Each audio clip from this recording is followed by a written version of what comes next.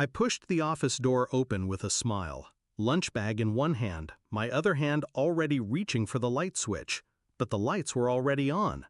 I didn't hear typing or the usual shuffle of paperwork, just breathing, heavy, urgent.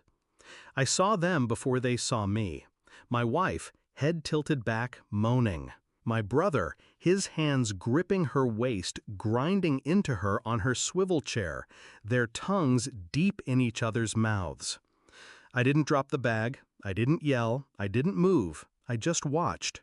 For 3 seconds, 4, 5. Then she saw me, froze, lips wet, hair tangled.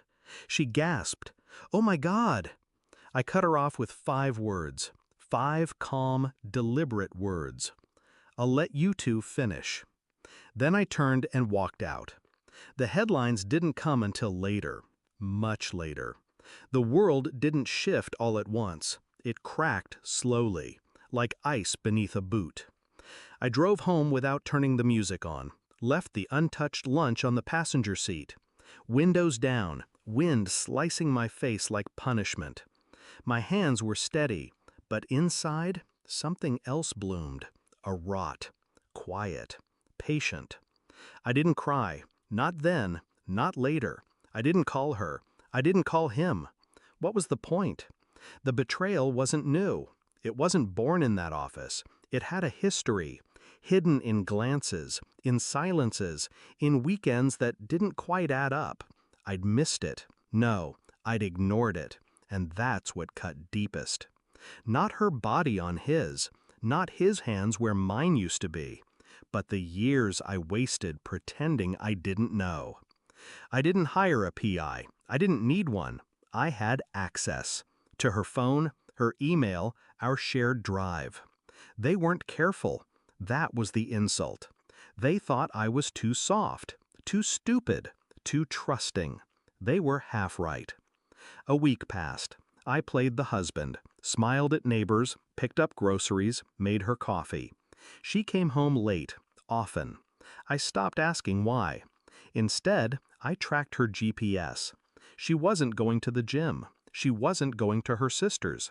She was going to a motel. The same one, room 206.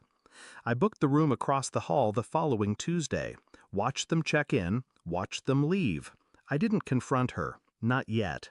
I wasn't collecting revenge. I was collecting truth. And when I had enough, I called in a favor from an old friend, a journalist. The story broke on a Thursday morning, front page. Corruption scandal, tech executive and city contractor exposed.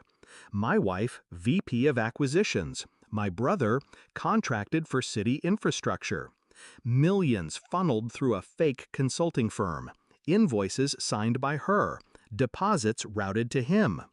I gave the journalist everything. Bank transfers, photos, emails, recordings. They used burner phones, but they were lazy, arrogant. They never thought I'd look, never thought I'd act. When she came home that night, her face was pale, her hands trembling. "The police came to my office," she whispered. "Who did this?" I looked up from my book and said, "I told you I'd let you finish." She broke first.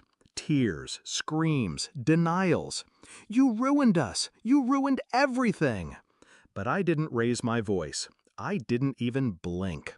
I slid the divorce papers across the table. Everything was signed. Final. Irrevocable. She'd lose the house, her shares, her name. And him? He was already in custody. Wire fraud, tax evasion, bribery. She still hadn't realized what I'd taken from her. Not the money, not the reputation. Her illusion. The safety of her lies. "I trusted you," she whispered. I smiled. No, I trusted me. She didn't respond, just stared, as if seeing me for the first time. I left the city the next morning, sold the house, burned the photos, deleted the memories. Some people said I overreacted. Some said I was cold. They didn't understand. I didn't ruin her. She did that herself. I just gave the world a front row seat. It wasn't about revenge. It was about closure, about truth, and silence. The kind that speaks louder than screams. The kind that lingers long after the headlines fade. Because when you destroy a person without touching them, that's not cruelty. That's art.